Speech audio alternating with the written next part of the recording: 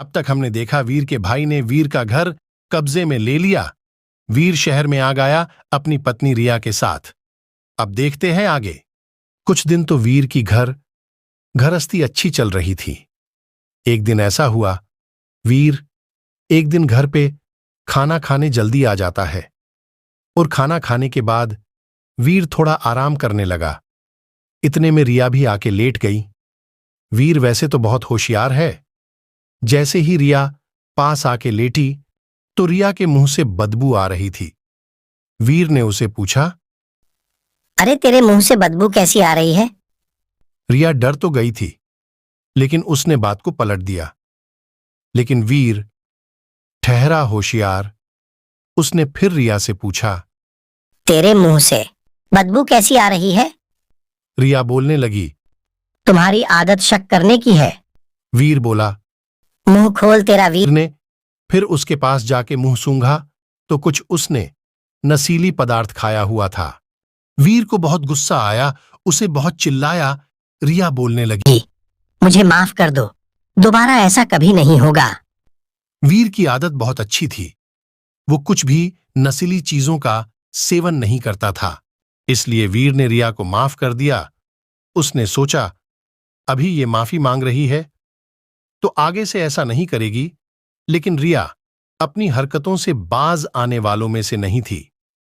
रिया बहुत ही बुरी किस्म की लड़की थी। वीर हमेशा उसे पकड़ने लगा नशीली चीजों का सेवन करते हुए। एक दिन वीर को बहुत गुस्सा आया। मैं इसे हमेशा समझाता हूं, लेकिन ये मेरी कोई भी बात सुनती ही नहीं। वीर ने गुस्से में आके एक थप्पड़ मार दिया। वीर को एक थप्पड़ मारने की सजा उसे पुलिस थाने जाना पड़ा, क्योंकि रिया ने वीर की शिकायत दर्ज करवा दी। जैसे तैसे करके वीर पुलिस थाने से छूट गया। घर पे आके वीर रिया से कहता है, आज के बाद से मुझसे बात मत करना, तूने मेरा भरोसा तोड़ा है। रिया बहुत ही बेहया किस्म की औरत थी। बोलती है, हाँ ठीक है। फिर वीर से खुद ही बात करने लगती, लेकिन वीर ने फिर कभी उसे प्यार नहीं किया। वीर के दिल से उतर चुकी होती है वो। फिर एक दिन ऐसा आया, रिया की बहन की तबीयत बहुत खराब हो गई। वो दिल्ली में रहती थी। उसका नाम सीना था। रिया बोलती है, सुनो जी, मेरी बहन की तबीयत बहुत खराब है, क्या मैं उसे अपने घर पे बुला लूं क्या? वीर दिल का भी अच्छा था, बोला ठीक है, बुला ले। फिर सीना और उसके 3 बच्चे वीर के घर पे आ जाते हैं। सीना का इलाज रिया की मां करवाती है। सीना की सही में तबीयत बहुत खराब थी।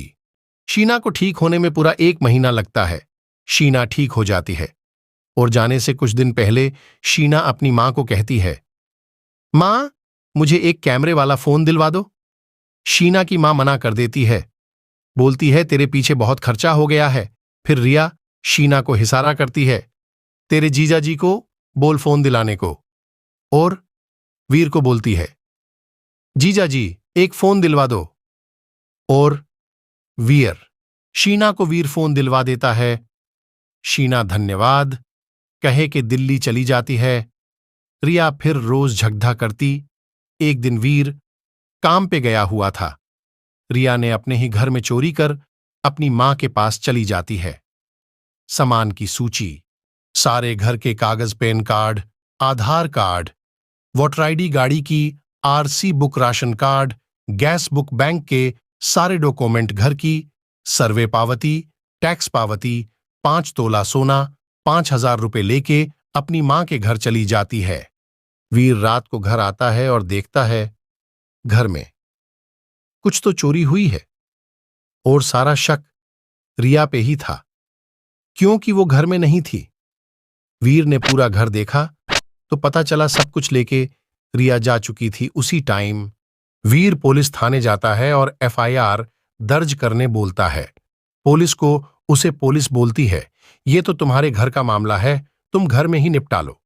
वीर लगातार 3 दिन तक पुलिस थाने के चक्कर लगाता रहा, फिर भी कोई रास्ता नहीं दिख रहा था। फिर वीर एक बहुत बड़े नेता के पास पहुंचता है। उसे सब आप बीती बताता है। वो नेताजी बोलते हैं, तुम पुलिस थाने जाओ और मेरा नाम बोलो, वो लोग जो तुम्हारे कागज पत्र चोरी हुए हैं वो तो बना के देंगे। और वीर ऐसा ही करता है। वीर को पुलिस एक लेटर भी दे देती है और कहती है इस लेटर को तुम जहां चाहो चला सकते हो। वीर का एक टेंशन तो कम हुआ रही बात अब रिया की। अब वीर ने सोचा है अब रिया से अलग होना है। आप लोग की क्या राय है कमेंट में जरूर बताएं।